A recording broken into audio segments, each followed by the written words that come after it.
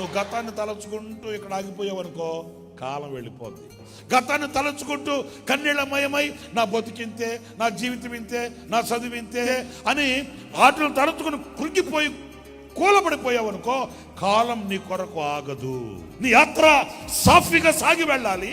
నేను నీ ఎడల చేసే ఆశ్చర్యమైన కార్యాలని, నూతనమైన క్రియల్ని నువ్వు యోచించి ఆలోచించుకొని, ఇదిగో నేను ఏమైనా ఒక కార్యం చేస్తే ఎవడైనా నీ ఎడల అడ్డుపడగలడా?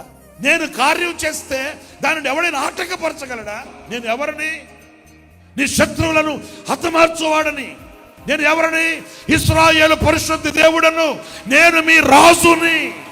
నేను చెప్పే మాటలు కాదు, అక్కడ రాయబడిన మాటలే. నీ ఎడల నేను ఒక నూతన క్రియ చేయబోతున్నాను.